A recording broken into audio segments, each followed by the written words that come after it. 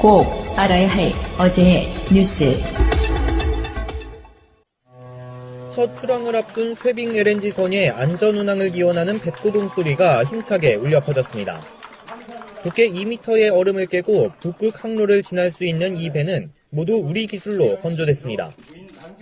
새해 첫 현장 방문으로 옥포 조선소를 찾은 문재인 대통령은 세계 최고의 경쟁력을 가진 우리 조선업의 저력을 믿는다며 어려운 시기를 겪고 있는 임직원들을 격려했습니다. 이 힘든 시기만 잘 이겨낸다면 우리가 다시 조선 강국으로 도약할 수 있다고 확신합니다. 전문가들은 2, 3년 후부터는 조선 경기가 서서히 회복될 것으로 전망합니다. 조선업계가 불황기를 견딜 수 있도록 문 대통령은 공공선박 발주 확대 등을 통해 일감 확보를 지원하겠다고 밝혔습니다. 친환경, 자율운항기술 개발 지원 등 미래를 대비한 경쟁력 강화 대책도 마련하겠다고 말했습니다. 종합적인 조선업 혁신 성장 방안은 1분기 중에 발표할 계획입니다. 또 문 대통령은 올해엔 국민의 삶이 더 나아지는 것을 체감할 수 있게 하겠다고 거듭 강조했습니다. 올해 무술년은 황금개띠의 해입니다. 황금은 경제를, 개는 부지런함을 뜻합니다. 부지런하게 나라 경제를 살리겠습니다. 문 대통령은 이어서 직원 식당에서 근로자들과 점심을 함께하며 그동안의 노고를 치하했습니다. 문 대통령이 쇠빙 LNG선 건조 현장을 찾은 것은 북극 항로 이용 등을 포함한 신북방 정책 추진 의지를 다시 한번 강조한 것이기도 하다고 청와대는 설명했습니다. 오후 3시 30분 판문점 남북 연락 채널이 다시 개통됐습니다. 재작년 2월 박근혜 정부가 개성공단 문을 닫으면서 끊어진 뒤 처음입니다.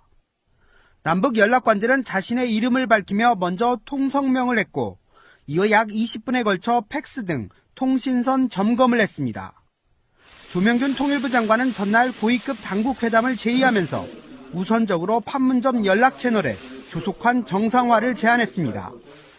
그러자 북한이 하루 만에 먼저 전화를 걸어온 겁니다.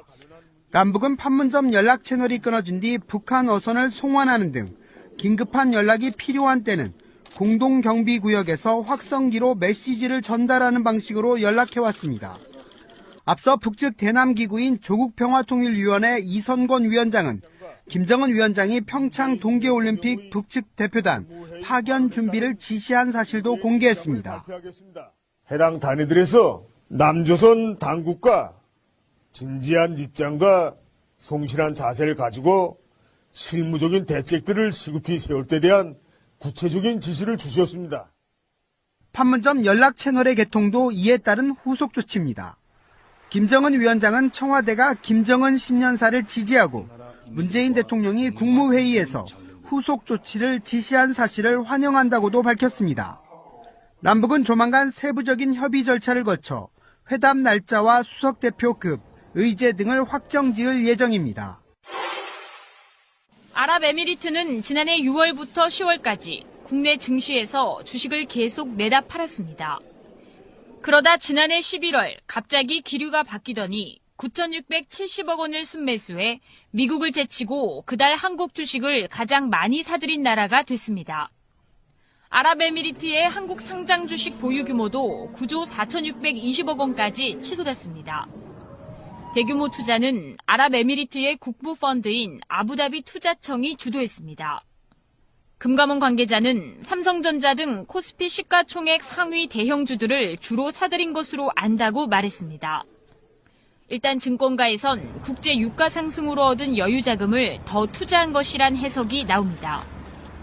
하지만 같은 시기 사우디아라비아 등 다른 중동 자금은 큰 변화가 없었습니다. 이 때문에 지난해 11월 이후 송영무 국방부 장관, 임종석 청와대 비서실장이 잇따라 아랍에미리트를 방문한 것과 연관이 있는 것 아니냐는 관측도 나오고 있습니다.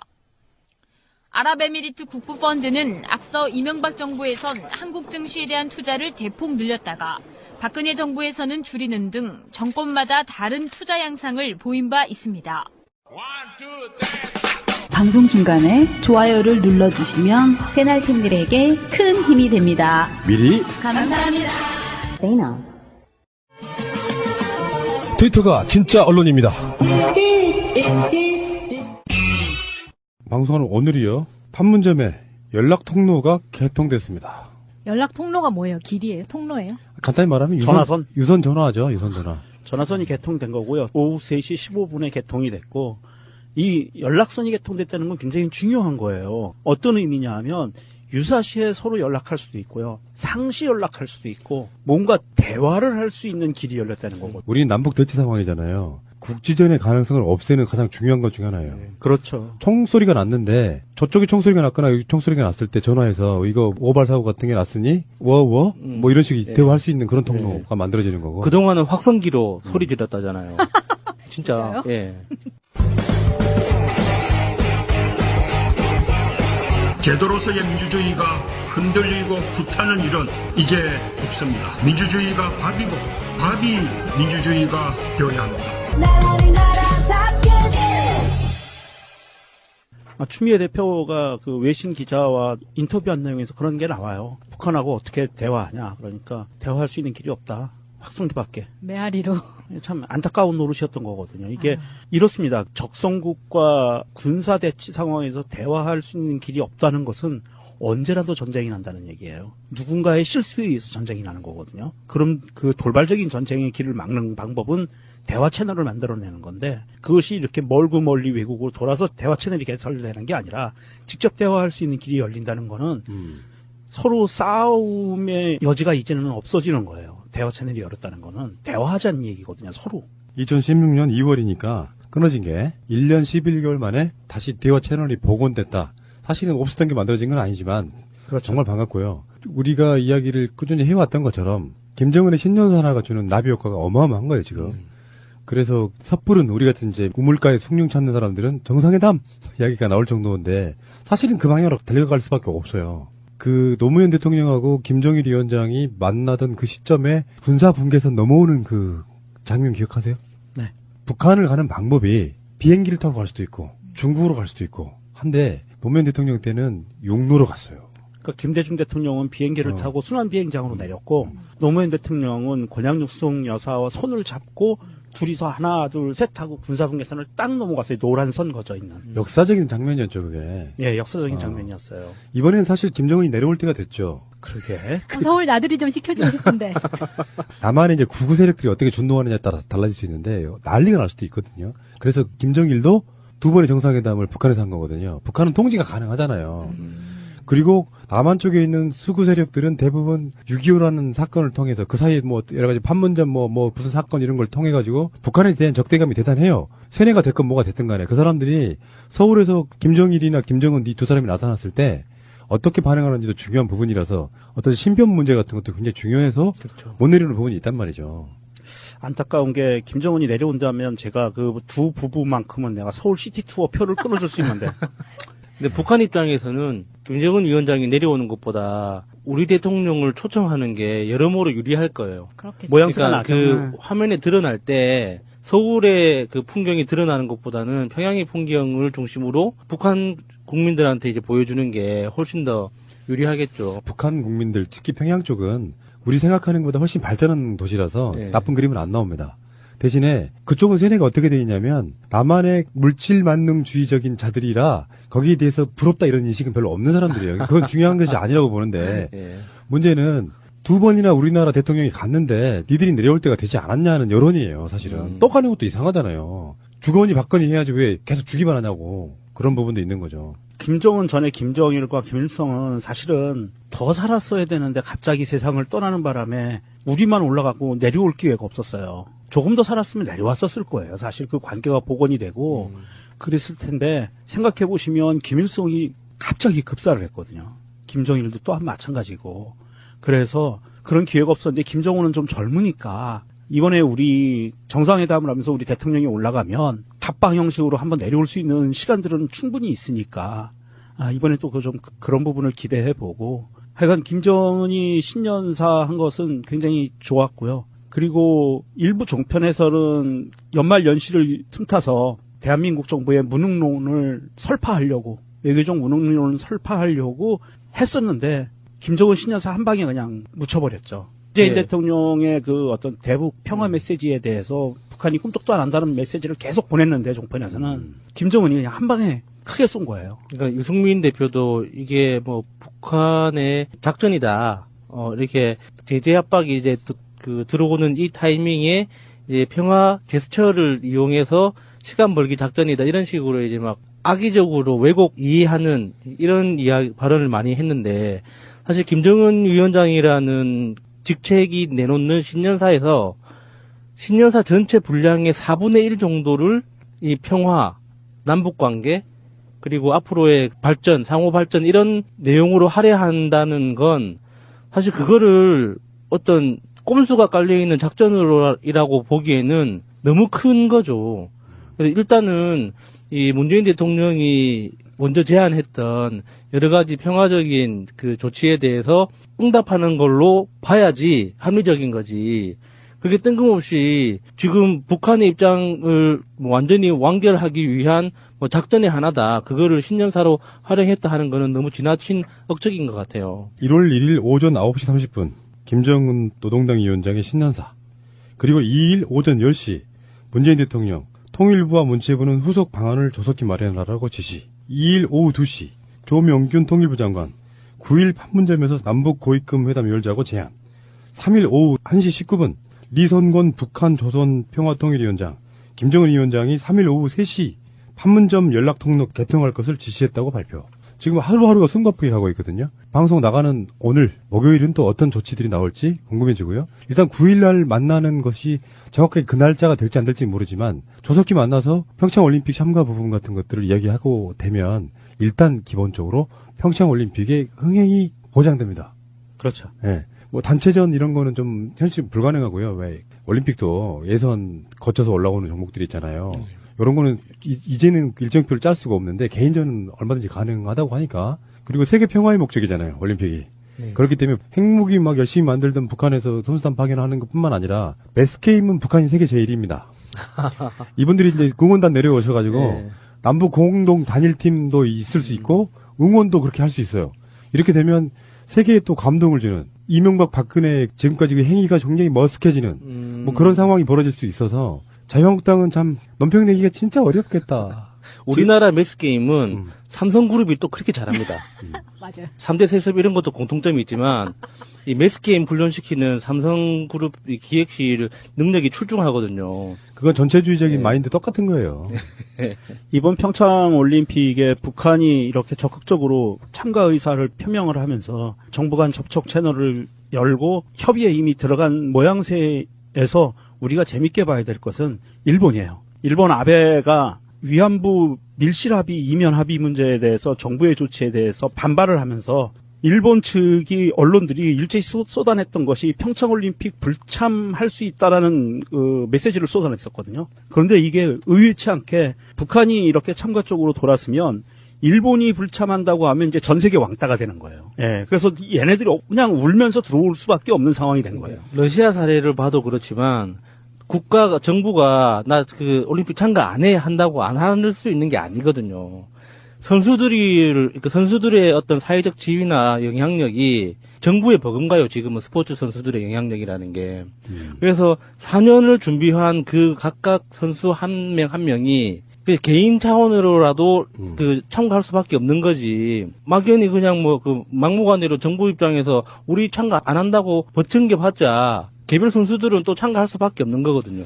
일본 선수단이 참가 안 한다는 게 아니고 아베 개막식 참석 이런 부분이거든요. 바로 옆 나라니까 원래 얼마든지 올 수 있잖아요. 근데 그 상황에서 일본이 경거망동 못하는 이유가 있는데요. 뭐 때문에 안 왔대? 뭐 이런 식 이야기가 나오면 위안부 문제를 이렇게 해가지고 지금 그랬대. 두 나라 사이에 관계가 안 좋대 이렇게 소문나는 부분이 있기 때문에 쉽게 일본도 지금 속을 끙끙 앓고 있는 부분이라 저는 니들 엄청 순진하거나 별 소리를 다 하셔도 낙관적으로 보고 상대방의 진정성을 의심하지 않고 가면 좋은 결과가 나옵니다. 김정은이 어떤 의도였든 간에 우리가 원하는 게 평화라면 그냥 따라가는 거죠 뭐. 네, 여기서 김정은과 동갑인 우리나라 연예인을 살짝 소개를 해드릴게요. 누구누구 있는지 깜짝 놀라실 거예요. 궁금합니다. 예. 아유미예요. 아유미와 동갑입니다. 그리고 신민아, 소희현, 손호준, 윤은혜 등등이죠. 윤은혜? 윤은혜, 손호준, 김정은 위대하신 김정은 지도자 좀 동갑이란 말이죠. 네. 갑장이구만요. 참 우리가 호칭이 애매하긴 해요. 예? 그래도 위원장 정도는 붙여줘야 되지 않을까 아니, 싶어요. 방송에 한두 번씩은 할 수 있는데 네, 우리 네. 이걸 계속 박근혜 이명박 하는데 네. 김정은이 계속해서 뭔가 좀 아니, 좋은 모습. 저는 솔직히 그냥 대놓고 말씀을 드리면 김정은이가 평창 올림픽 개막식에도 참가하고 정상회담을 결정을 하면 내가 김정은 위원장이라고 불러줄 거예요. 예, 인정. 근데 우리 습관 때문에 그래요. 예. 우리 뭐 트럼프한테는 트럼프라고 안 하나? 아, 그치? 그렇네. 근데 종편에서 김여정 보고 김여정이 하니까 그건 좀 그렇더라고. 우리 생활 습관 때문에 그런 건데 우호적인 분위기일 때는 공식 직함을 붙여주는 것도 나쁘지 않겠다 이렇게 생각이 네. 드는 거고요. 본격적으로 이명박 이야기를 좀 할 텐데요. 오늘은 이명박 다스 관련해서 다스 관계자의 집을 압수수색을 시작했어요. 이명박 수사 언제 합니까? 뭐 이런 얘기를 계속 하고 있었지만 사실상 이명박이 포토라인에 쓸 날짜가 사실 며칠 안 남은 걸로 보여요. 막 마구잡이로 뭔가를 하는 게 아니잖아요. 예. 압수수색은 자신들 리스크가 완벽하다고 느낄 때 하는 거예요, 검찰이. 어차피 급습 이런 개념으로 하는 압수수색이 아니고 다 예상된 압수수색은 압수수색 자체가 주는 사회적 메시지는 우리 이제부터 제대로 수사 시작한다예요. 예. 그런 시그널이라고 보는 게 더 맞는단 말이에요. 이번 압수수색 건은 우리가 주의 깊게 봐야 되는 게요. 이게 10년 전 자료예요. 그리고 그 전직 관계자가 자기 집에 보관하고 있었어요. 그리고 더 하나 제보가 있었고요. 이런 자료 있습니다. 압수수색 하세요. 제보해서 압수수색 들어간 거예요. 이게 무슨 뜻이냐면 이건 법정에서 증거로 만들기 위해서 증거 능력을 확보하기 위한 압수수색이에요. 이게 도망갈까봐 압수수색한 게 아니라 법정에서 이거는 제대로 된 증거입니다. 그리고 판사한테 내놓기 위한 절차라는 거죠. 그러니까 사건 자체가 이제 그거 있잖아요. 감 잡았어 이거. 감 잡은 상태의 신호탄이라니까. 뭐 어쨌든 간에 압수수색은. 예, 그래서 제보를 했고 그러면 압수수색 들어가도 되겠어요? 그러니까 네, 그래서 압수수색 들어간 거예요. 아, 근데 10년 동안 그 자료를 보관하고 있던 것도. 기회만 보고 있던 거죠. 일종의 보험 증서죠. 자기 목숨을 지키기 위한. 이제 그러면은 MB는 이제 박근혜 곁으로 가는 건가요? 5045. 그러면은 이제 우리나라 교정시설이 너무 범털들만. 그러니까 규모가 너무 커지는 것 같아요. 독방을 또 마련해야 될 거 아니에요. 이명박을 홍거방에 넣을 수는 없잖아요. 홍거방에 넣고 싶다. 홍거방에 넣으면은 안 되니까 사람들이 너무 괴롭힐 거란 말이에요. 박근혜하고 같이 넣어놓으면 될 것 같아. 사람 그래도 정확한 수사를 위해서 두 전직 대통령을 정확한 재판을 위해서 좀 건강은 좀 지켜줘야 돼요. 양서류와 포유류는 좀 구분해서.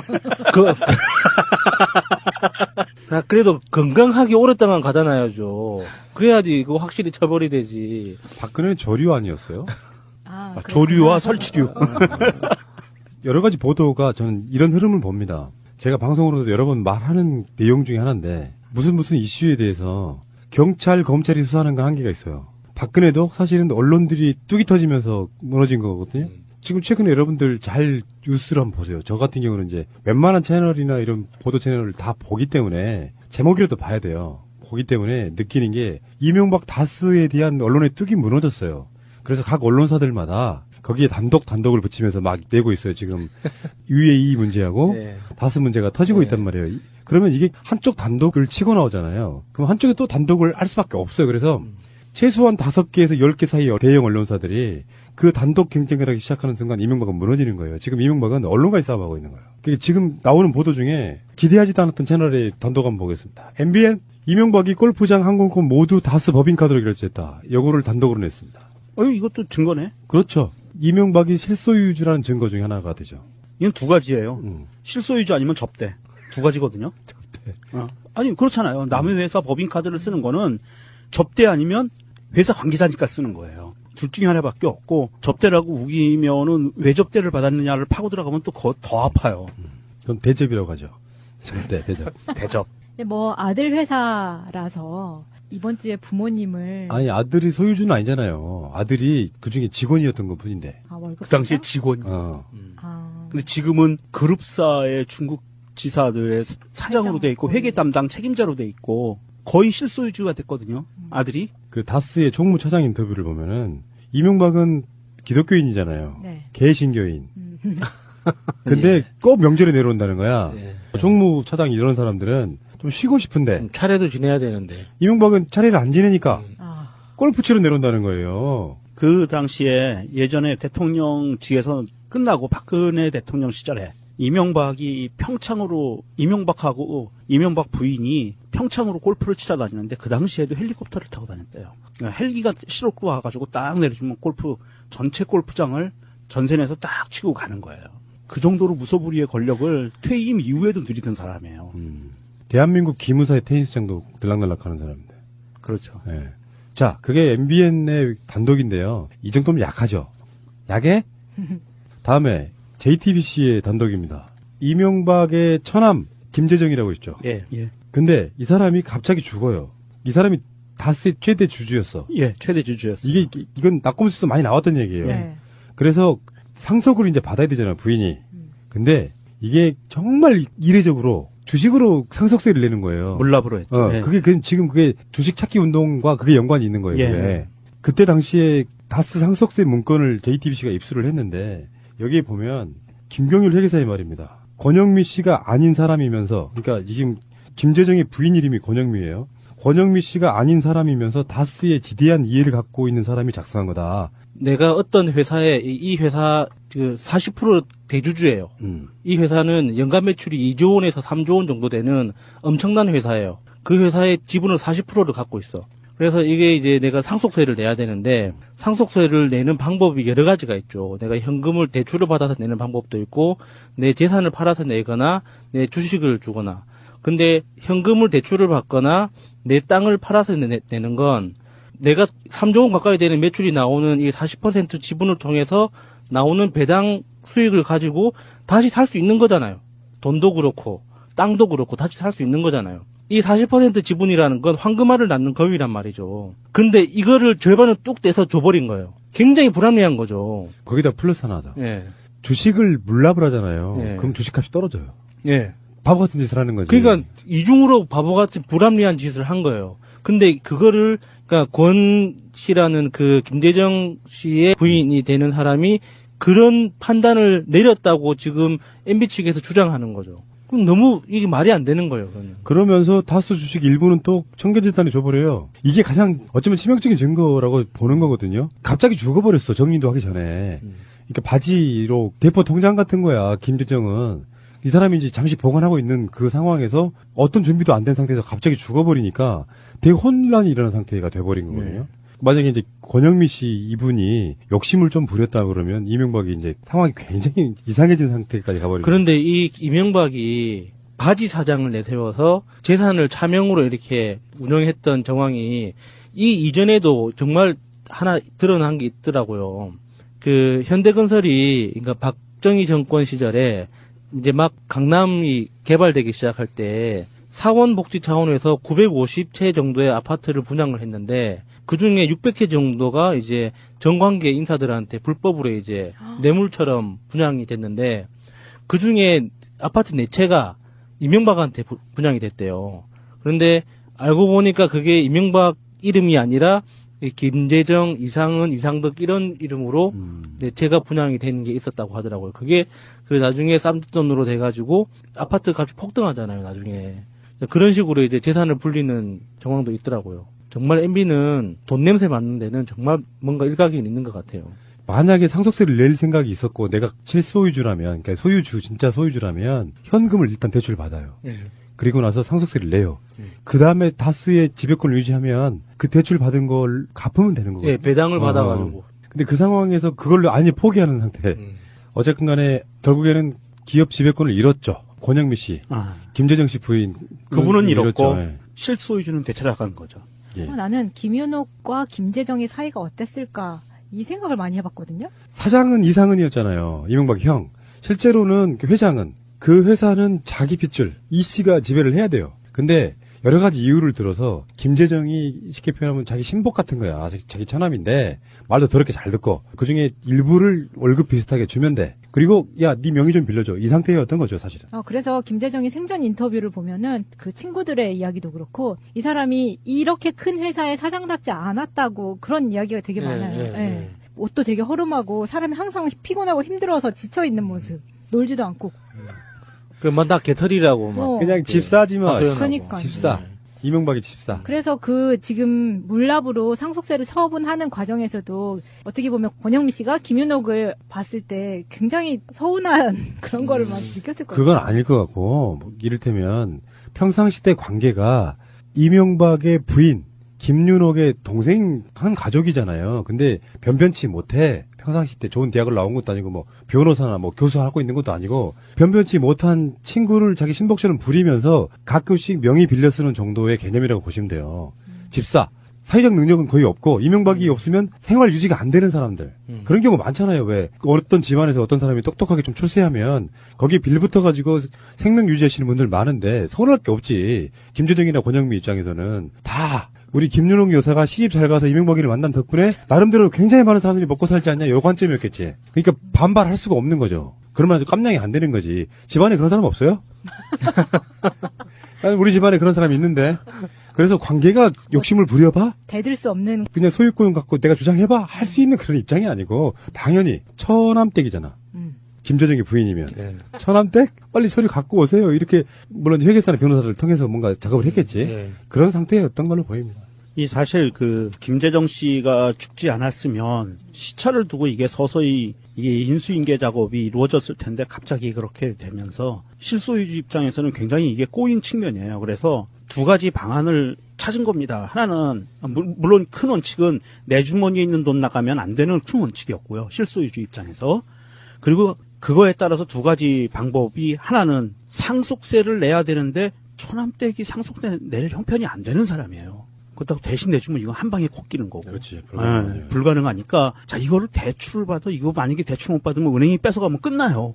주식이. 조금 더 들어봅시다. 권영미는 김재정하고는 또 달라요. 위치가. 김재정은 김윤옥하고 직접 관계잖아. 형제 관계잖아.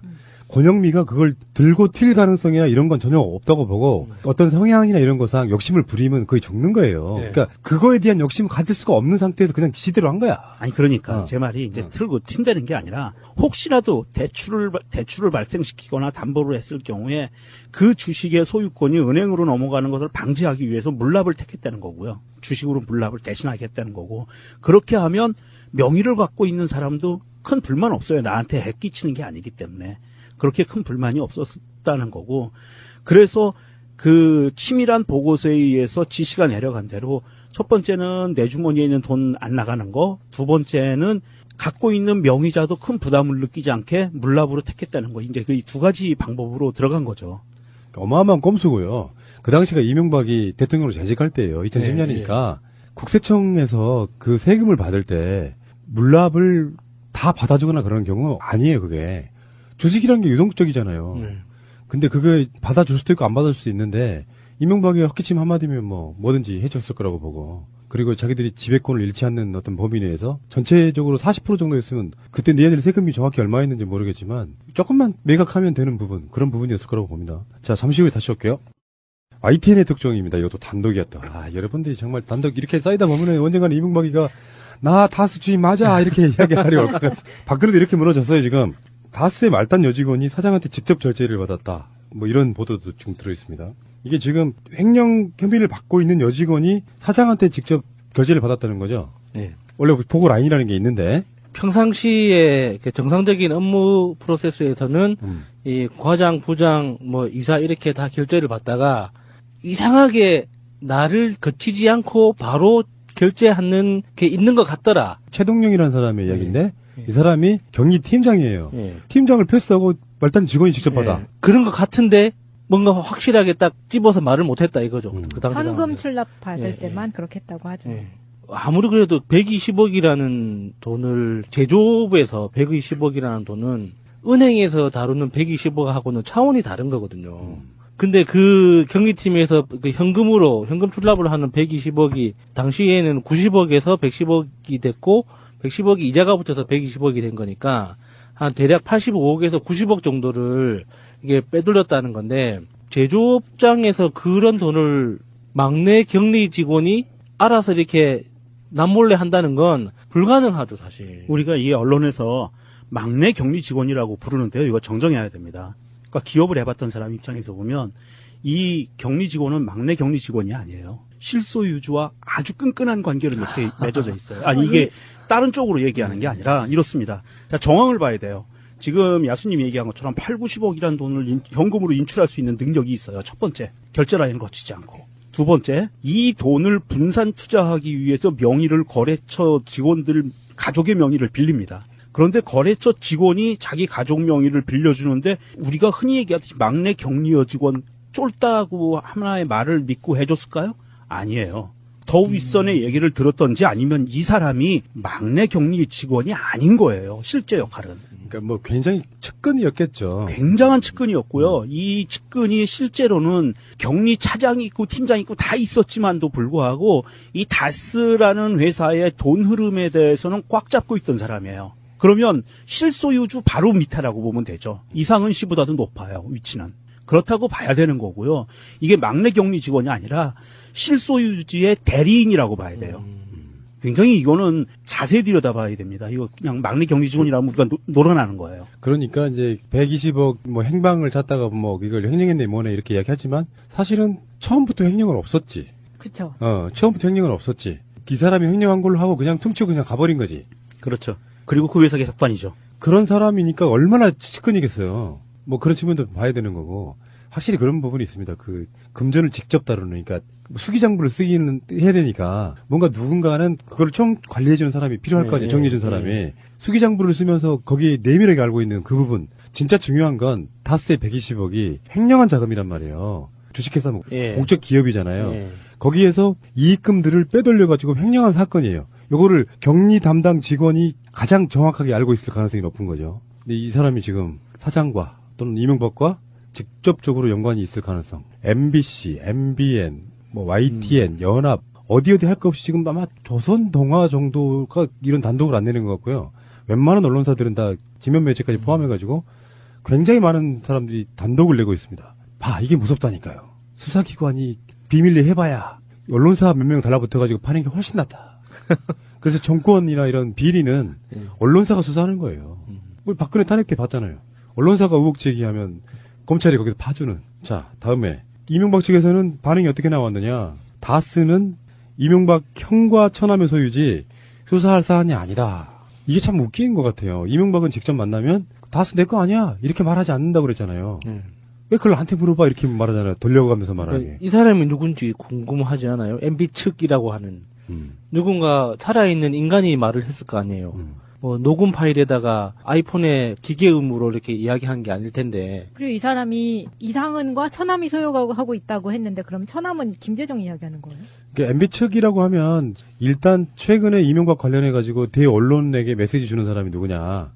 이동관 이렇게 생각해 볼 수 있고 이동관도 뭐 우리가 생각하는 것처럼 주먹구구로 대응하겠어요? 저번에 이명박이 현충한 거 보니까 끌고 다니는 무리가 어마어마하더만. 내가 솔직히 그런 생각했다니까요. 저기다 폭탄 하나 터뜨리면 적폐청산 끝나겠네 할 정도였다니까.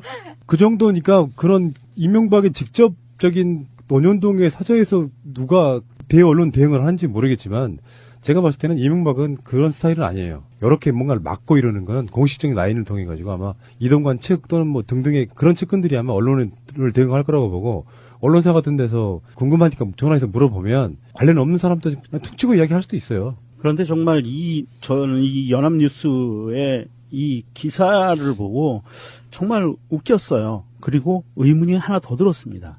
이 관계자가 그 다스 전 직원 등이 한 진술에 의해서 MB가 소유하고 있다. 다스는 이렇게 한 진술에 대해서 이 사람들이 다스에 대해서 잘 알지 못하는 사람들이다. 그럼 본인은 잘 안다는 얘기네요. 저는 이게 궁금했어요. 그러면 이게 이동관이든 아니면 MB 본인이든 그 주위에 있는 누구 측근이든 그럼 현재 언론과 검찰에 진술한 사람들보다 더 잘 알고 있다는 거거든요. 이건 말이 안 돼요. 최소한 근무 연수라도 1년이라도 더 많아야죠. 그렇죠. 외부자잖아요. 운전하셨다는 분, 김종백 씨 같은 경우는 18년을 근무했다고 했잖아요. 또 18년이야? 예. 그러니까 이게 뭐냐면 얼마만큼 이게 언론 플레이, 오로지 언론 플레이로 거짓말을 하는 거냐 하면 사실은 그 깊숙한 얘기를 다루는 사람들은 자기가 보고 듣고 겪은 거를 얘기를 하는데 지금 언론에다가 얘기하는 사람은 그렇지 않으면서 그 사람들은 다스에 대해서 잘 몰라라고 얘기해버리는 거예요. 그리고 내가 더 잘 알아.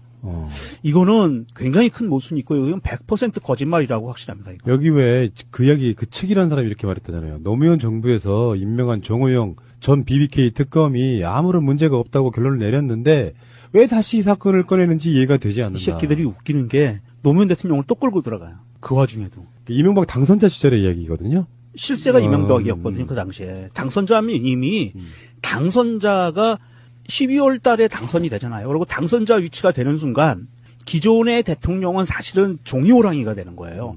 모든 업무를 인수인계 해주기 위해서 그냥 정리하는 단계지 권력자가 아니에요. 그런데 이건 이제 노무현 대통령을 또 끌고 들어가는 거죠. 이명박의 최근의 대응과 이 단독들이 묶어보면 특종이 되는 거예요. 왜 다스를 나한테 묻냐고 묻잖아요. 자기 친인척 관계가 있기는 해. 근데 왜 다스의 법인카드를 갖고 골프장 가고 비행기 타고 그러세요? 이명박으로? 법인카드를 쓰십니까? 라고 물어보면 이명박이 답을 해줘야 되는 부분이 있는 것이고 나머지 다 똑같잖아요.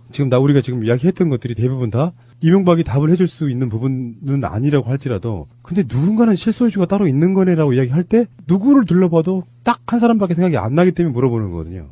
그렇기 때문에 이명박은 지금 검찰도 감 잡았다고 했잖아요. 감 잡았어 해서 압수수색 들어갔고 이제 어쩌면 그런 날이 올지도 모릅니다. 전 대통령이라 그래서 한 방 제대로 한번 터뜨리려고 그러면 논현동 집을 압수수색할 수 있어요. 정말 그 사람의 죄의 질이 나쁘고 수사할 의지가 있다면. 근데 정말 부담스럽겠죠. 검찰 입장에서는 어쨌든 간에 그렇게 압수수색은 거의 못할 것 같고 이명박을 이제 이렇게 차근 데이터가 쌓이고 국민적인 분노랄까 저항감이랄까 의구심이 쌓이면 어느 시점에서는 이명박 전 대통령을 서울중앙지검으로 부르게 되죠. 출석을 하게 되죠.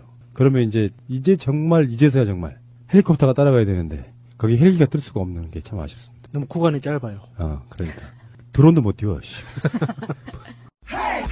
국민들은 국가의 존재 이유가 무엇이냐고 물었습니다. 어려울 때 국가가 지켜주고 있다는 믿음을 줘야 그것이 국가의 존재 이유입니다. UAE 특사 의혹에 대해서는 진짜 중요한 건 이제는 아크부대 이야기죠. 최민희 의원 방송에서 나왔던 군수지원협정. 그 이야기를 먼저 해봐야 돼요. 이것은 이명박도 아니에요. 박근혜예요. 근데 지금 흐름상이 좀 이상하게 느껴지는 게 이명박이 이명계획, 아크부대, 핵폐기물 이런 얘기가 나오면서 원세훈한테로 리베이트가 들어갔다까지가 조사하다가 말았다 이거잖아. 뜬금없이 박근혜가 아랍에미레이트하고 군수지원협정을 몰래 체결했다 보도가 나와요.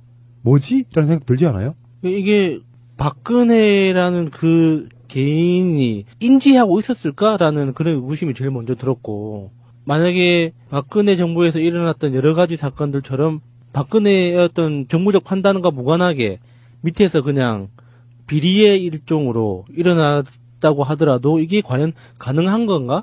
저는 그 박근혜가 명확히 알고 있었다고 봐요. 왜냐하면 이게 지금 군수지원협정이라는 게 우리가 그냥 군용 물품 대주는 게 아닙니다. 이 군수지원협정은요, 저 나라와 우리나라가 군수지원협정을 맺었는데 저 나라가 만약에 전쟁의 불길에 휩싸였어. 요즘 왕따 당하고 있잖아요. 아랍에미리트가. 그러다가 전쟁이 났어. 사우디, 바레인 등등등 하고. 그러면 우리가 전쟁 물자를 갖고 갖다 줘야 돼요. 그럼 나머지 나라들하고 적국이 되는 거예요. 이 군수지원협정이 그렇게 무서운 거거든요. 이거는 군사동맹에 거의 준한다고 봐야 돼요. 군수지원하면은 사람 병력이 움직이잖아요. 그럼요. 그러면 그 병력들이 죽거나 다칠 수도 있고요. 전쟁 터니까. 그래서 사실상 같이 전쟁하는 거예요. 예. 그래서 그 호위부대도 파견하고 이렇게 되는데, 자, 이게 저는 왜 박근혜가 명확히 알았을 거라고 보냐면, 박근혜 정부 초기에 이 원전 이면 계약설에 대해서 국정원이 조사를 했어요. 그 국정원이 조사를 했다는 것과 그 다음에 뚝 떨어져서 이제 이 군수지원협정을 보면 이 사이에 뭐가 있을까라고 생각을 해보니, 자, 그 이면 계약서를 조사를 하다가 뭔가가 나왔어요. 그래서 박근혜도 이명박의 목에 칼을 하나 들이대고 있지 않으면 자신이 이명박한테 언제 죽을지 모른다는 위기감이 있을 거예요. 이명박이 모든 것을 기획했던 판에서 움직였기 때문에. 그래서 나도 뭔가를 하나 잡아야 돼라는 거 생각으로 아마 잡고 있었을 거고요.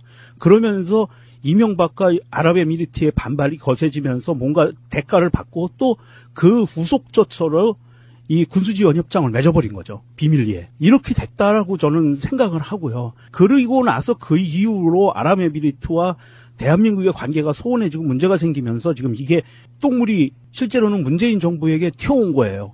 문재인 정부한테 튀어와서 문재인 정부가 사실은 이걸 지금 막고 있는 형태고요. 그럼 이 군수지원협정을 이게 비밀리에 맺어졌으면 이것도 또한 우리가 그냥 무효라고 선언할 수 있는 부분이거든요. 물론 아랍에미리트라는 국가, 왕정국가입니다. 왕정국가는 우리나라하고는 달라요. 근데 이런 왕정국가와 어느 국가 간의 어떤 맺은 이 계약이나 협상이나 조약을 일방적으로 깨기는 굉장히 어렵습니다.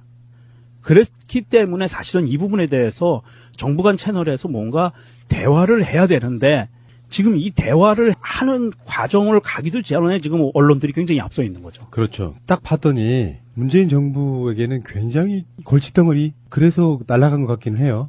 굳이 이야기를 하자면. 근데 저는 이제 아까 그 이야기하고 좀 약간 연동해가지고 이 박근혜가 맺은 군수지원협정?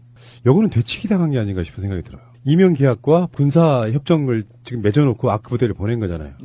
근데 아무리 봐도 원세훈 수사는 아무리 이게 수박 거달기로 했다고 치더라도 박근혜 정권에서 보면 뭔가 비리 구조가 드러나 있어서 팔려다고 보니까 자 수사하지 마 그럴 수 있잖아요. 박근혜의 생사 여탈권을 쥐고 있었던 이명박 입장에서는 수사하지 마 할 수 있단 말이에요. 기본적으로 덮었다라고 저는 보거든요. 그러다가 이야기가 꺼낸 김에 하나 더 맺어줘. 그러니까 이명박의 유사한 일 가능성이 없다는 거죠. 박근혜 입장에서는 이게 수사를 하려다 보니까 뭔가 원세훈이 걸려들었고 하다 보니까 군수지원협정도 맺어줘. 이런 식으로 같이 얽혀 들어가지 않았을까라는 생각을 해보는 거예요. 박근혜한테는 남은 장사가 별로 아닌 장사예요. 그런 게 아닐까 뭐 나 대충 예상을 해봅니다. 정말 이명박이 그런 방식이었다면 진짜 글자 그대로 하나부터 열까지 국익에 도움되는 거는 진짜 틀끝만치도 없는 거네요. 그러니까 그러다가 박근혜 정권도 이제 2년 3년 차가 지나가면서 이명박이 힘을 잃어가잖아요. 현직을 떠나니까. 그러면서 굳이 우리가 저런 걸 지켜야 되니 하고 대면 건성으로 아랍에미리트를 대했을 가능성이 높은 거죠. 그러니까 니들 약속한 거잖아. 대통령이 바뀌었든 안 바뀌었든 지켜달라고 이야기하다가 박근혜 정권이 안 들어주니까 우리 국교 단절하자 이런 얘기가 나온 게 아닌가 싶은 거예요. 그냥 추정입니다. 예. 그 아랍에미레이트에 우리가 수출했다는 그 원전 20조에 대해서 이게 얼마나 비정상적인지에 대해서 사람들이 이렇게 딱딱 정확하게 짚어주지를 않던데요. 편하게 이야기하면은 우리가 공사비도 대주고 운영비도 대준다 이렇게 제가 표현을 한 적이 있는데 정확하게 이야기하면 우리가 대출을 해주는 거예요. 건설비 20조 원을 우리가 대출을 해줘서 원전을 지어준다는 뜻이에요. 그런 표현이 있기 때문에 말을 하니까 그게 말인가 보다 하는데 곰곰 따지고 보면 이상한 뜻이거든요. 내가 일을 하는데 아랍에미리트에서 원전이 필요해서 20조 원짜리 그 건물을 지어주는데 우리가 대출을 해주는 거예요. 대한민국에서 20조 원을. 그래서 아랍에미리트에 줘. 그래서 그 돈을 다시 받아가면서 건설을 한다는 거예요. 상식적으로 이해가 돼요, 그게? 이해 안 되죠. 그리고 나머지 60년 동안의 운영 비용도 마찬가지예요. 그런 방식이거든요. 우리가 먼저 비용을 주는 거예요. 우리한테 달라고. 그렇게 해서 그 원전이 운영되면서 나오는 수익만 아랍에미리트가 그대로 가져가는 거예요. 너무나 이렇게 모든 게 뭐 이상하잖아요. 거기에다가 군사 지원 협정을 통해서 특수부대 파견해줬어요. 거기에다가 또 박근혜 정부에서 이런 이상한 또 추가 협정을 맺었다면 정말 우리나라는 그동안 진짜 이상한 나라에서 살고 있었던 거예요, 진짜. 이게 나라냐.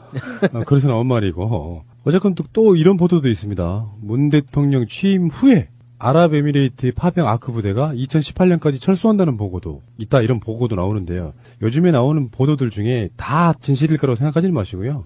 지금 언론에 법물이 터졌다는 개념에서 지금. 한국일보에서 나온 보도인데요. 추측성 보도였던 것 같고 어떤 정확한 소스가 있는 것 같지는 않고요. 청와대와 국방부에서는 이걸 공식적으로 부인했습니다. 그런 보고를 올린 적도 없고 받은 적도 없다. 그리고 한국 주식을 팔아치우던 아랍에미레이트가 송영무 국방장관이 얼마 전에 갔다 왔잖아요. 그때 갑자기 역대 최대로 투자를 하기 시작하더라. 한국 지금 주식시장에다가. 뭐 이런 보도도 나와 있고요. 근데 지금 아랍에미레이트 거는 생각할수록 좀 이상하다 이런 생각이 좀 들어요. 뭔가 무리해서 하면 남는 게 있기 때문에 하는 것이거든. 그렇죠. 누군가에게는. 네. 아니 자기가 손심 쓰고 자유한국당의 그 김성태 같은 자들의 논리를 한번 깨부셔보면요. 한국이 탈원전을 정책으로 잡으니까 원전을 지금 짓고 있는 아랍에미레이트가 그렇게 안 좋은 거면 내가 우리한테 지어주라고 화냈다 그러잖아. 탈원전이 그거라잖아. 그 사람들이 원전이 위험한 건지 몰라요? 아랍에미레이트는 이를테면 우리 개념으로 보면 신재생 에너지 개념이에요. 화석이 올려인 석유가 지금 아직까지는 펑펑 나오고 있긴 하지만 그게 고갈되었을 때 대체 에너지로 대안을 선택한 게 원전, 핵발전소란 말이죠. 그들이 핵발전소가 위험한지 몰라요? 대한민국과 그들의 입장은 다른 것이거든요. 그런 면에서 봤을 때 아랍에미레이트 입장이라고 하는 건 위험한 거 다 알고 탈원전을 한다 그래서 그들이 불쾌하거나 화를 낼 이유가 없는 거예요. 자유한국당이 처음에 문재인 정부의 탈원전 정책 때문에 화가 나서 모든 계약을 파기하려고 한다더라, 국교 단절하려고 한다더라 하는 논리는 말에 맞지 않는다는 거죠. 아랍에미레이트에 있는 정부 기관이나 관료들을 바보로 쳐기는 처사예요. 대한민국이 탈원전으로 가는 것이 그 계약 파기하고는 아무 상관 있을 수가 없는 구조에 들어있다는 거예요. 원시 부족 국가한테 거짓말 치고 팔아먹는 게 아니잖아요. 그러니까 그 탈원전이라고 하는 우리 그 선언적인 정책이 탈원전 한다 그래서 오늘부터 모든 원전 샷 다다다 이게 아니거든요. 문재인 대통령이 분명히 밝혔듯이 그 현재 설계 수명만큼이 우리나라 대한민국에서 운영하고 있는 원전의 설계 수명만큼 운영하면서 단계적으로 그 폐지해 나간다는 건데, 그렇게 따지면 지금 당장 그 한 65년, 70년 정도 걸립니다. 물리적으로. 그러면 아랍에미레이트에 지어준 그 원자력 발전소 우리가 충분히 책임지고 관리해 줄 수 있는 기관이에요. 그렇죠. 왜냐하면 지금 짓고 있는 게 설계 수명이 60년짜리거든요. 우리나라의 탈원전 정책하고 아랍에미레이트의 원전 건설하고 아무런 그 뭐 상충 관계가 없는 거예요. 그런데 자유당에서 탈원전이라는 말만 가지고 말장난하는 거죠. 탈원전이라는 말이 당장 2019년이 되면은 대한민국에서 원자력 발전소가 다 없애버릴 거다라는 이런 딱 전제 조건을 깔고 하니까 그런 말장난이 가능한 거죠. 조금만 더 생각을 해보면 그렇게 자유한국당에 성급히 나올 문제가 아니었다는 거예요. 그냥 누군가에 의해서 선동됐는데 그 이야기도 제가 봤을 때는 이명박 쪽에서 나온 게 아닌가 싶어요. 다스네 뭐네 뭔가 좀 코너에 몰리기 바로 직전에 이명박도 UAE에 라인이 있을 거 아닙니까? 그게 자유한국당까지 들어와서 사실 알고 보면 그렇게 따지면 이명박의 말만 듣고 자유한국당이 제대로 헛발질해버린 케이스가 아닌가 싶은 생각이 드는 거죠.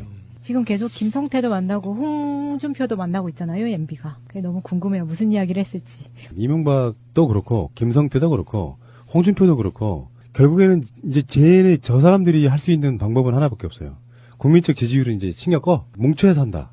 이게 되므로 계속 만나고 다니는 거예요. 뭐 보수 세력 결집이나 이런 타이틀을 달고. 그렇지만 이명박 다스는 누구 겁니까라고 묻는 여론조사나 이명박 적폐청산 해야 된다고 하는 여론조사나 뭐 등등의 모든 것들을 들었다 보면 국민 70% 이상이 찬성하고 있는 거 아니에요. 심하면 80% 이상, 뭐 90% 가까이. 이 상태에서는 지금 이명박은 공감력들이 여러분들이 계실지 모르겠지만 공감을 안 되시겠죠. 왜냐면 대통령을 해본 적도 없고 나이를 그만큼 먹어본 적도 없고 비리를 엄청 해먹은 적도 없기 때문에 공감력 안 생기시겠지만 그냥 자범이라고 생각해봐요. 근데 동네에서 뻔히 CCTV를 까면 밤중이지만 내 모습이 드러날 만한 CCTV는 금방 까지게 돼 있어. 그리고 동네 사람들이 수근수근거리고 다녀. 어저께 누구누구의 집에 물건 훔쳐간 사람이 누굴까라고 막 소문 터뜨리고 다니는데 어디까지 왔느냐. 혹시 저 집에 사는 저 총각 아니요? 맞는 것 같은데. 거기까지 온 상태예요. 그럼 어떻게 하시겠어요? 그게 지금 이명박의 대응 방식이에요. 이 사람이 출근하려고 딱 나오는데 옆에 있는 옆집에 아저씨가 물어요. 개똥이 누가 가져갔대요? 그러면 딱 한마디 할 거 아니에요. 뭐라 그래요? 그걸 왜 나한테 물어요? 바로 그거예요. 그건 나인데 물을 일은 아닌 것 같습니다. 그런 방식으로 지금 이명박이 대응을 하고 있는 거기 때문에 엄청 불안한 거죠. 그래서 이명박도 홍준표도 서로 만나고 싶어 하는 거예요. 서로가 뭉쳐야 사니까 이런 관점. 서로의 마음을 확인하고 싶고. 그리고 이런 것도 있어. 그 정권 차원이라는 게 적자의 개념이 있잖아요. 이명박은 아직 파면 당하지 않은 대통령이 있잖아요. 홍준표는 박근혜를 만나지 않아요. 만나면 의미가 없지만 이명박한테 홍준표가 서로 간에 만났다고 하는 건 그 세력들의 적자 힘을 서로 또 인정해 주는 거예요. 그러면서 연대가 또 생기는 거거든. 이명박 입장에서 보면 정말 쥐새끼. 그 BBK 문제 가짜 편지를 흔들던 바로 그 자유한국당의 그 쥐새끼 주니어. 이런 사람을 지금 보고 있는 거다 이렇게 보시면 될 것 같습니다. 사실 저는 이게 굉장히 좀 저는 예전부터 갖고 있던 의문이기도 한데 뜬금없기도 해요. 그런데 이 과연 아랍에미리트 원전이 정상적으로 수주가 되고 공사가 진행이 됐던 건가 지금 저는 이거에 대해서 굉장히 큰 의구심을 갖고 있거든요. 현재 공정률은 차질 없이 진행되고 있다고 하는데 지금 현대건설하고 삼성물산 등등이 건설하고 있는 회사가 한전을 상대로 공사비가 너무 적다. 더 달라고 소송 중이에요. 왜 공사비가 적지? 저는 그런 생각이 들거든요. 이상하다. 분명히 다 모든 것을 예측해서 설계하고 공사를 들어갔는데 왜 공사비가 적을까라는 생각을 했는데 공사비가 적다는 거는 적게 책정이 됐잖아요. 그런데 왜 충분한 돈이 지급이 됐는데도 적게 책정이 됐을까를 보면 난 여기에서도 4대강 사업과 비슷하게 몬띵 정신이 들어가지 않았을까. 슈킹. 네, 슈킹이. 그래서 사실은 MB가 이거를 자기가 이렇게 사업을 했어요라고 이렇게 자랑하기 위한 용도가 아니라 이것도 또한 슈킹하기 위한 용도 아니었을까. 아니, 누구나 다 그렇게 의심하고 있어요. 지금. 예. 그러면서 네. 사실은 이게 지금 원전이 바카라 단지에 4기가 지어지고 있어요. 1, 2, 3, 4, 5기인데, 1, 2, 3, 4호기인데, 이 중에 1기 정도는 소유권이 실소유주가 이명박한테 있는 게 아닌가 하는 의심을 하고 있거든요.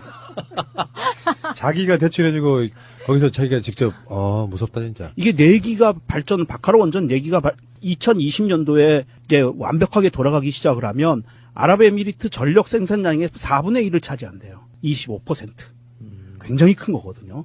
난 그 중에 하나 정도는 이명박이 먹지 않았을까 싶은 의심이 들어요. 아랍에미리트의 전력 단가를 좀 조사해봐야겠네요. 아니죠. 거기에 말단 직원이 이민국과 서로 이야기를 하는지를 봐야 됩니다. 오늘 방송만 해보면 분명히 심어놓은 자가 있었을 거예요. 이야, 파파메이드 이거 참 좋네. 냉장고와 차 안에서 정말 냄새가 안 나네. 이거 어떻게 이럴 수가 있지? 원리는 간단해요. 냄새를 냄새로 덮는 게 아니라 냄새를 미네랄 성분으로 아예 없애는 기술이에요. 파파메이드를 한 다음에 향기 좋은 방향제를 넣으면 상쾌해져요. 향수를 뿌리기 전에 세수부터 하는 원리죠. 오, 이거 대박인데? 이 사장님 돈 좀 벌어야겠다. 네이버가 주관하는 창업성장 프로그램에서 획기적인 기술력으로 상도 받았고 특허도 냈습니다. 모두 여러분 덕분입니다. 고맙습니다. papaMade.kr 또는 파파메이드를 검색하세요. 쿠션 제품 전문회사 쇼앤이지에서 이번에는 특허받은 기술로 야자 활성탄 숯을 이불 속 소매에 넣었습니다. 냄새 제거, 습기 제거, 공기 정화 등의 탁월한 효과가 있습니다. 모달은 현재 전체 원단들 중 최고급 원단입니다.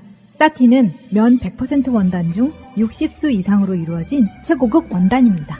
마이크로화이바는 먼지 없는 원단으로 알려진 최고급 합성 원단입니다. 이제 건강을 덮으세요. 쇼앤 숯소미불. 쇼앤이지는 정직하고 노력하는 기업입니다. 쇼앤이지를 검색하세요. 쇼앤이지.com. 전화하세요. 사소한 상담도 환영합니다. 02-2038-2190.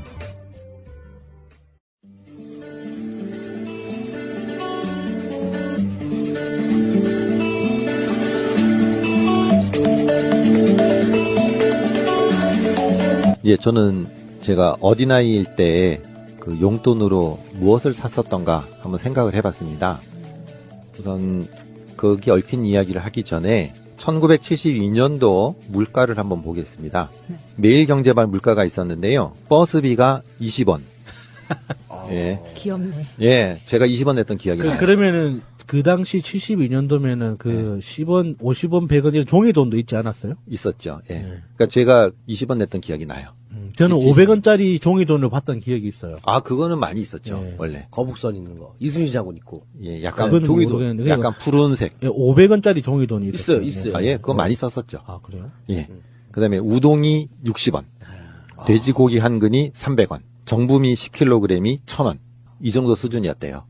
다 놀라시는데. 야, 돼지고기가 저만 기억이 나나? 얼마라고요? 얼마? 돼지고기. 한 근에 300원이요. 지금 돼지고기 삼겹살이 15,000원 이렇게 하지 않나요? 예, 서울에는 좀 비싸고 안동은 어제 가니까 싸게 해가지고 뭐 8,800원 뭐 이렇게도 합니다. 한 근에요? 예, 안동은 좀 싸요.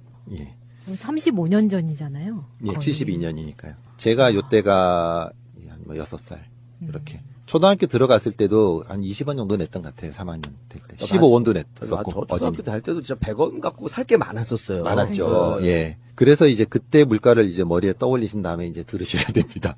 완전히 그 검정고무신 보는 느낌이 있을 겁니다. 제가 이제 거제도, 이제 첫 번째로는 거제도 장승포에서 좀 놀 때 정말 먹을 게 없었거든요. 그 시골이고 워낙 섬이고 하니까 깜깜하고 막 그래, 밤에는요. 그래서 이제 동네 아이들이 칡해서 좀 먹기도 했고요. 저희 외갓집 뒤에가 막걸리 공장이어서 검정고무신 이런 데 보면 나오잖아요. 술지김이 먹고 애들 막 해롱해롱한 거 있죠. 딱 저희들 모습이었어요. 그리고 이제 바닷가다 보니까 바다에 뭐 붙은 게 많아요. 그래서 이제 벽에 굴 같은 거 붙어 있으면 그 돌로 깨서 먹고 이제 이런 식으로 장난을 치고 맨 이제 바닷가에서 놀면서 그렇게 살았거든요. 그런데 이제 아마 5원이나 10원 정도가 제 수중에 들어왔던 것 같아요. 아까 물가 보시면 예. 10원이 그렇게 결코 작은 돈은 아니잖아요. 어린아이에게. 쌀 그거 하나 10kg 살 정도니까. 예, 10kg가 뭐 1,000원밖에 안 되니까요. 그런데 그 돈이 딱 들어왔을 때 제가 이제 이거 가지고 뭘 하지? 이제 생각을 하다가 어린아이들이 항상 가는 데가 거기지 않습니까? 어디죠? 슈퍼, 문구점? 문구점이죠. 예. 이게 지금은 슈퍼가 많지만 그 당시 이제 문방구 이래가지고 불량식품의 천국이었잖아요. 요즘에는 그 쫀득이 이런 것도 불량식품 아니라 그러더라고요. 허가를 다 받고 만들어서 파는 거라 그러더라고요. 그런데 그 옛날 그 맛을 되살려서 그렇죠. 합법적으로 팔더라고요. 예, 그렇게 되죠. 그 인사동 같은 데 가면은 맞아. 그거 예. 파는 데 많이 있어요. 근데 지금 말씀드린 그 당시는 그게 아니고 실제로 불량식품들이었거든요. 무허가로. 그래서 이제 제가 이제 또 그걸 가지고 문방구로 갔잖아요. 가가지고 딱 보니까 어린아이 눈에는 다 좋아 보이잖아요. 근데 이제 어떨 때는 뭐 쫀득이도 사고 뭐 또 사는데 그날은 미숫가루라는 걸 산 것 같아요. 그게 뭐냐면은 라면 스프 같은 데다가 그 곡식가루 넣고 설탕을 넣었던 것 같아요. 근데 아이들이 그런 것도 이렇게 괜히 까서 먹고 막 그랬거든요. 입에 빡 하얗게 묻혀가면서.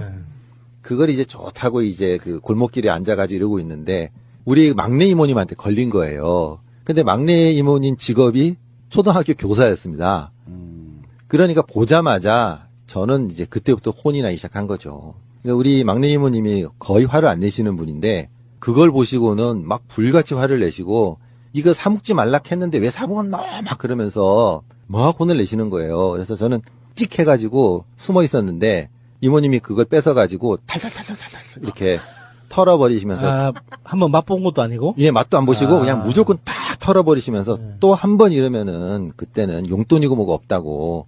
그러니까 저는 이제 혼자서 내려가 있는 상태였으니까 어머니들 계시고 누구는 먹고 싶어서 먹습니까? 떡볶이 살 돈을 안 주니까 이거 사 먹으러 갑니까? 하면서 막 대들었었어야 되는데. 진짜 그럴 걸. 예. 그렇잖아요.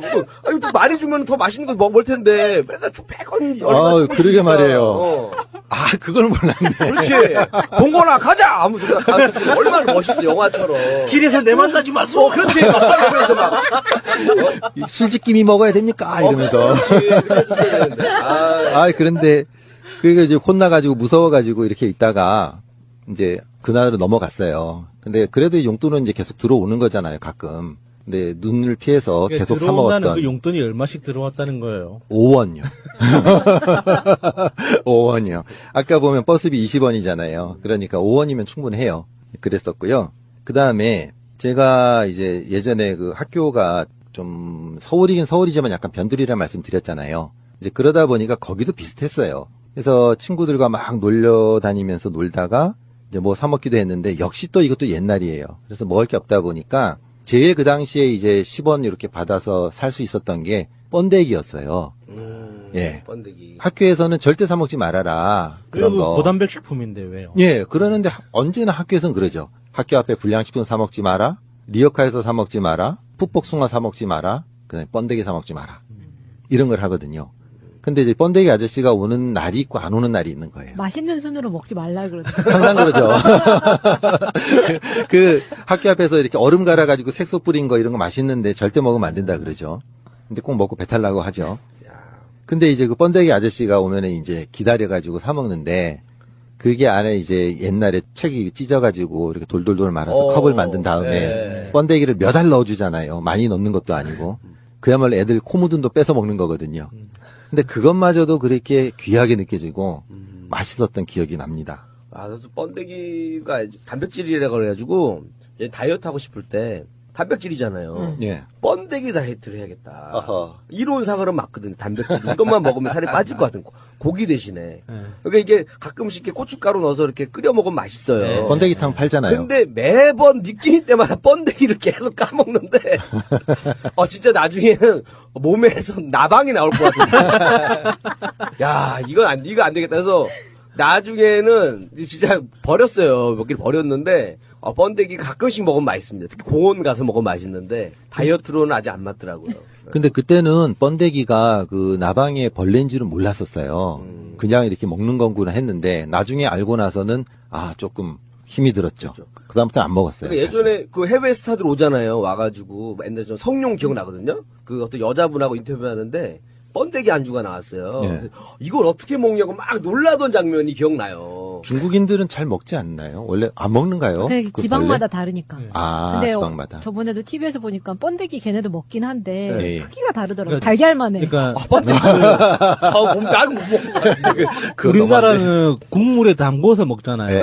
네. 근데 중국 사람들은 그걸 못 먹더라고요. 아, 담근 거를. 그러니까 그 건조하게 구웠거나 튀긴 건 잘 먹는데 국물에 담겨 있는 벌레를 예. 이게 무서워하더라고요. 아, 그렇구나. 근데 그건 나 막 뻥내기 탕이었으니까 겁났나 보다 그래서. 그런데 그때는 아이들이요, 메뚜기 잡아서 많이 구워 먹기도 하고요. 그렇죠. 예. 맛있다면서.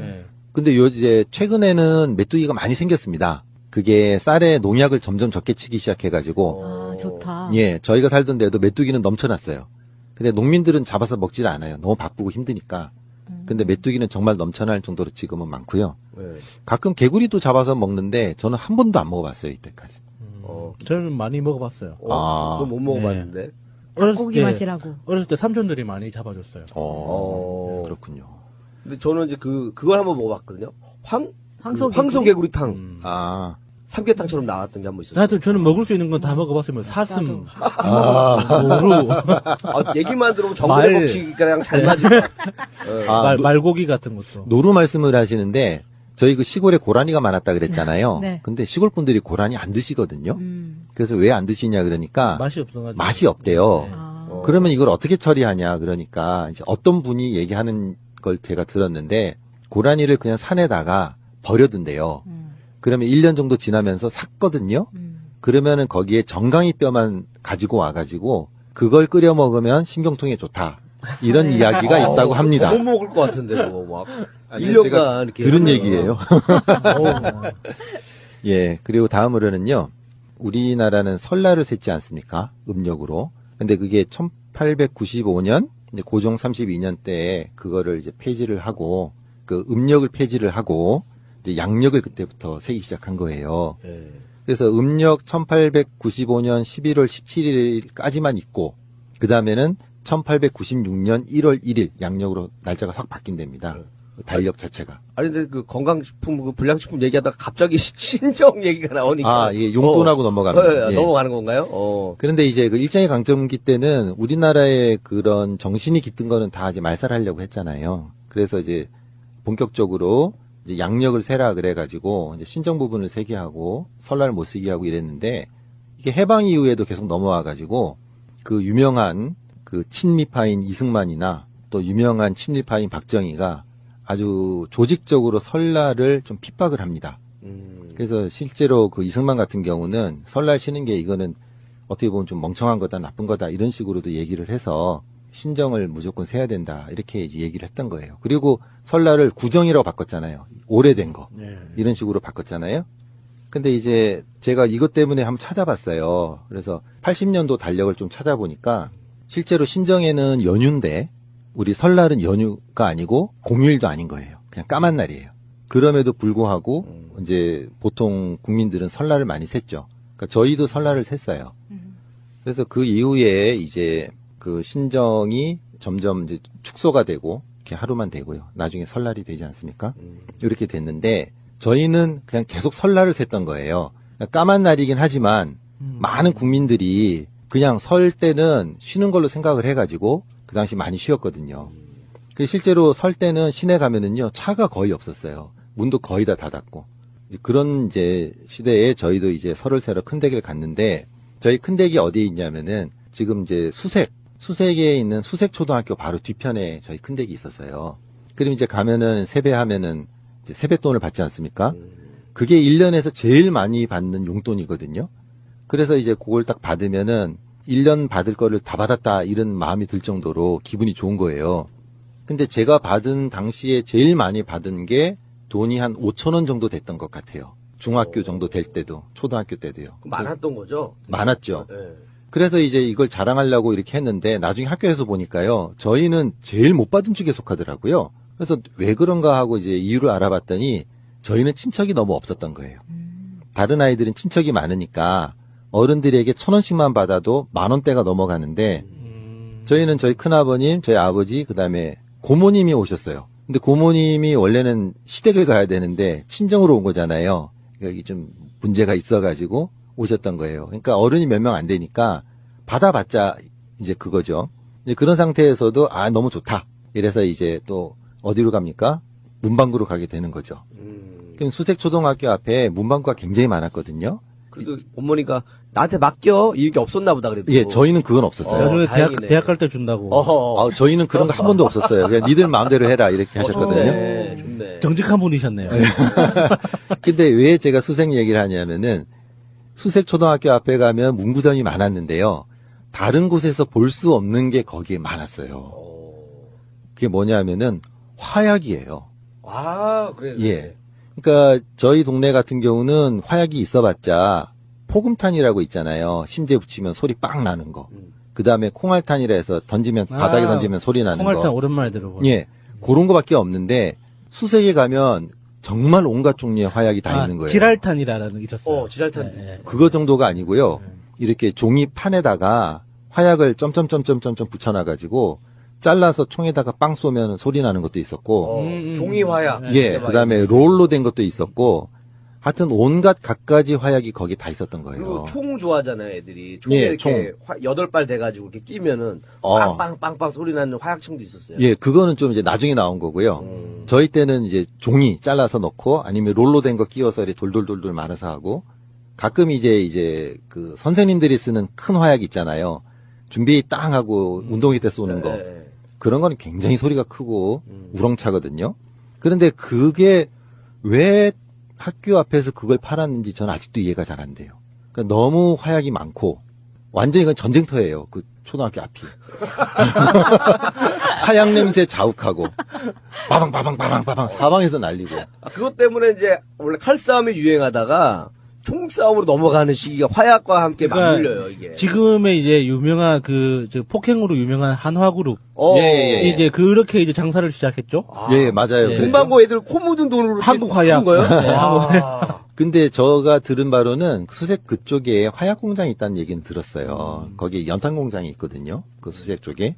그래서 그랬는지 이제 화약 그게 있었는데 제가 이 말씀 드리는 이유는 그거예요. 왜 아이들에게 그렇게 위험한 걸 많이 파는지 저는 그게 아직도 궁금한 거예요. 그러니까 화약 때문에 아이들 많이 다쳤거든요. 많이 다쳤어요. 예, 저희 사촌 동생도 화약을 얘는 좀 모험심이 있는지 좀 모아가지고 한번 터뜨려 보겠다고. 터뜨렸다가 손 전체 화상을 입은 적도 있었고요. 아이들 얼굴에 그슬린 아이들 되게 많았어요. 근데 왜 이렇게 위험한 거를 아무 그런 대책도 없이 무분별하게 파는가. 또 불량식품도 그렇고 장난감들도 불량 장난감들이 굉장히 많았잖아요. 뭘 이렇게 맞추려고 그러면 안 맞아요. 그때는 그런 규제라던가 이런 게 전혀 없어서. 그랬는지도 모르고요. 네. 좀 무법천지였는지도 모르죠. 무법천지였어요. 그때도 그 당시는. 보면은 저희 동네도 오토바이 있잖아요. 누가 그냥 길에 세워놔요. 그러면 오토바이 배기통이 달궈져가지고 뜨거워요. 맞아. 네. 그러면 이제 지나가다가 애들이 발을 대요. 예. 대면은 이제 보통은 이제 싸워야 되잖아요. 예. 아니 여기다가 이런 걸 세워놓으면 위험하게 해야 되는데 다 부모님 그 당시만 해도 부모님들은 그렇게 왜 오토바이 옆에 가가지고 애를 혼내요. 그러면 동네 애들마다 다 그게 훈장처럼 있어요. 된 자국이. 맞아요. 뭔가 잘못돼도 크게 잘못됐죠. 네. 그죠? 위험한 게 너무 많아요. 그래서 지금도 그런지 모르겠습니다만은 그 초등학교 앞에도 뭐 최근에도 그런 문제 있었잖아요. 그 액체 괴물인가요? 액체 괴물. 예. 그게 뭐 재밌다고는 하는데 그게 좀 잘못된 그 성분이 있는 것들이 꽤 많이 있어서 좀 문제가 됐었잖아요. 네. 그런 걸 좀 단속을 했으면 좋겠다는 생각이 많이 드는 거예요. 근데 왜 거기에 단속에 손길이 안 미치는지 저는 아직도 모르겠어요. 그러니까 우리나라 사람들의 굉장히 이상한 현상들 중에 하나가 내 책임이라고 생각하는 거예요. 이게 기본적으로 어떤 국가가 이 정도는 해야 돼라는 그런 사고방식이 별로 없어요. 네, 그렇죠. 대표적으로 이제 프랑스 이야기 자주 예로 드는 게 거주 문제에 대해서 그 당연히 프랑스에서는 거주는 국가가 책임지는 거거든요.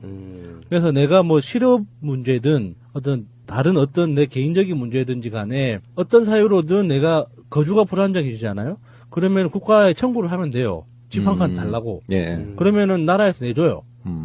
근데 우리나라는 그거를 내 책임이라고 생각해. 그거 그러니까요. 얘기하면 빨갱이라 그러죠. 예. 그렇죠. 그리고 예, 예, 내 잘못으로 해서 이렇게 된 거기 때문에 내가 알아서 그래서 그 노숙까지 가득하게 되는 노숙까지 가게 되더라도 내 잘못이라고 맞아. 생각하는 거죠.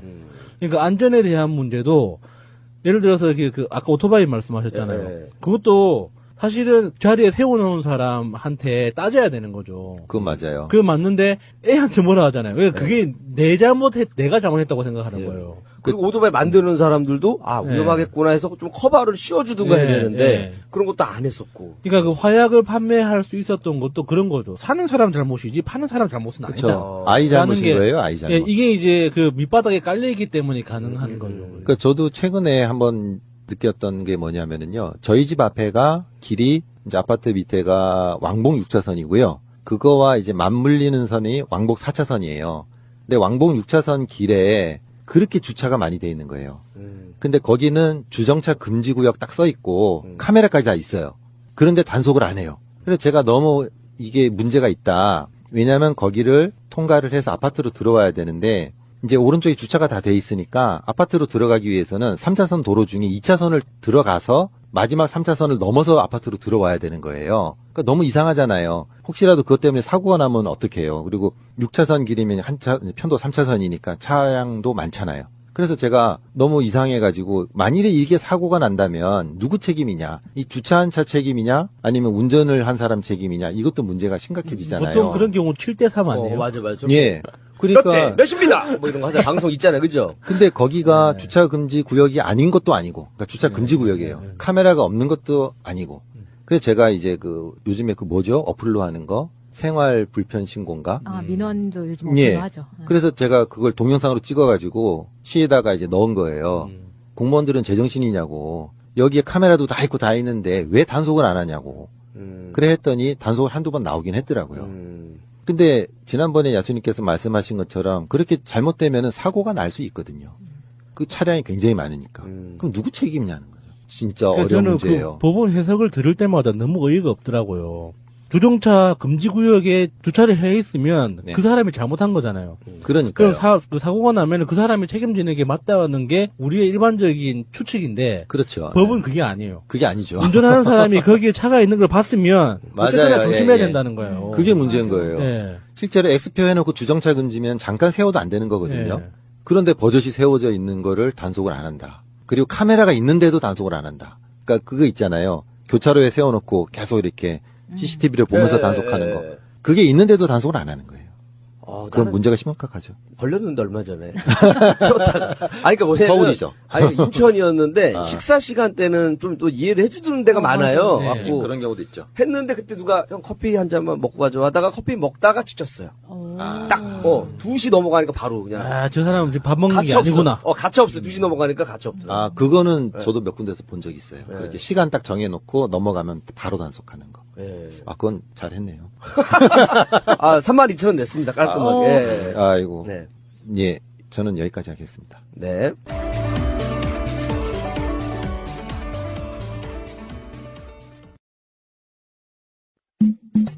결혼기념일이라고 남편이 꽃을 사갔더라고. 행복하겠다, 언니. 차라리 돈으로 주지. 먹을 수도 없고 나중에 버리기도 힘들고 말이야. 그러나 마음을 전할 때 꽃보다 좋은 것은 없습니다. 인생에 있어서 돈이 전부는 아닙니다. 꽃은 기쁨과 슬픔을 함께합니다. 새가 날아든다와 연대하는 전국 꽃배달 자미원 꽃집 010-3608-7576 여보 고마워.